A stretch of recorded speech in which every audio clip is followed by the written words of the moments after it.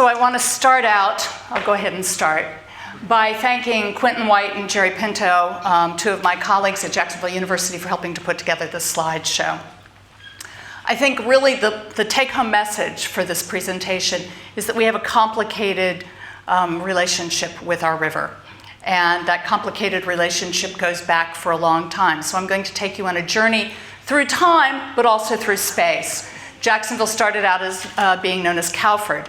It is really the place where the cows were forded across the river, at the narrow place and where it was shallow. But it wasn't shallow all the way across. They actually had to swim across the channel. All right, this is a great example of this is the first map of the St. Johns River. Yes, it is upside down, okay? Because the French cartographer who drew it thought that the water should flow from the top of the map to the bottom. North is actually at the top. We've turned it over, okay? So that it matches this 1857 map of the St. Johns River. This is at the mouth of the river, and what I really want you to notice is that the river bends and moves, but all those sort of light gray, beige areas, all of these are shifting sandbars. So our river changes with time. And in fact, that's caused us problems. So many problems that in fact we decided to alter it. And this is the St. Johns River a little bit more recently, 1918, when things were really important. We needed to make sure that the sandbars didn't drift as much, so we built jetties out the mouth, those two dark lines extending out the mouth of the river.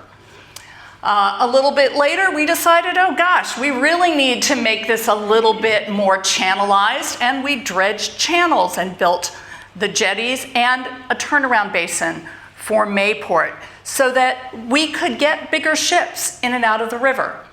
Now, this made it easy to navigate, but in fact, it changes the flow of the river, and it changes the way sand moves. So this is Mayport. Fort George Inlet is this way. And this is Huguenot Park, right? That lovely little shallow area. Sand builds up on this side and erodes from the other side of the jetties, which requires us to renourish the beaches. Here's the picture of Jacksonville back in the early days, 1864. Nice little gridded town right on the banks of the St. Johns. The St. Johns was very, very important to us. Mayport is out towards where everybody's sitting, and then we come further in. At the time, there were no bridges. We are now a city of bridges, 7 to be exact.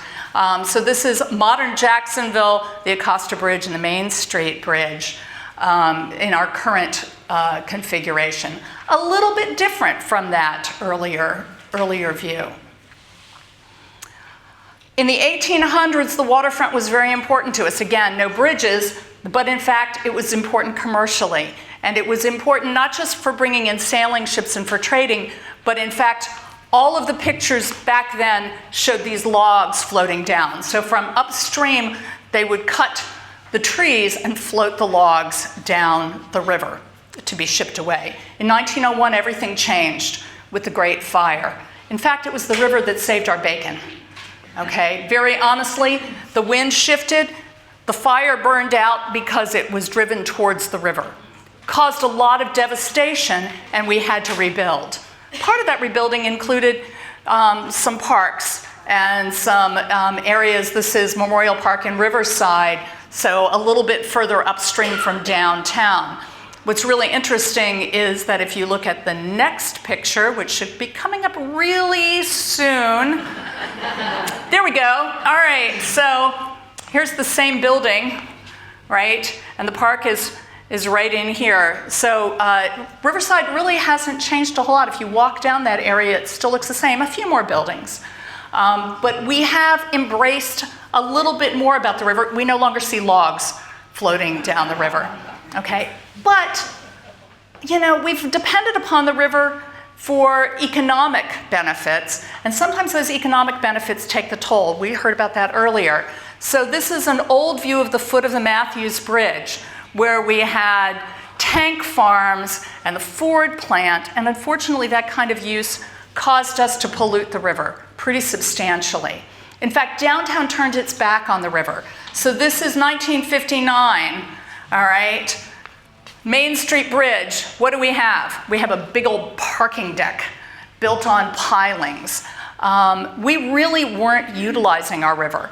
Currently, we take more care of the river, so I'm not sure I can point all of this out because I'm not sure I can tell where everything is. Friendship Fountain, it's right here. The landing here, all right. So you don't see Metro Park is this way. The parking deck is still there. Part of it has now fallen into the river. So remember that whole meandering thing? This is an old view of the river. Here's Jacksonville, all right. Mayport is out that way. A very slow meandering river with lots of shifting sandbars, lots of shallow areas. That's what made it so hard to navigate. We decided that, no, that wasn't so good for us economically, so we started to channelize the river. And we evened it out a little bit, made it a little bit smoother so that ships could come in and make that curve and make that bend.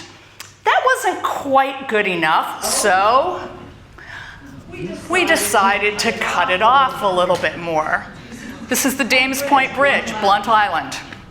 All right, changed all of that. That changed the hydrodynamic flow in the river and really, really changed a lot of the things about where the sediment started to build up. Some of you probably know that it's changed a lot since those days. So this is a view of the modern river. We still use it economically, Talleyrand, but we've also embraced some of the more recreational uses of the river and are trying hard to keep the river clean. And thank you.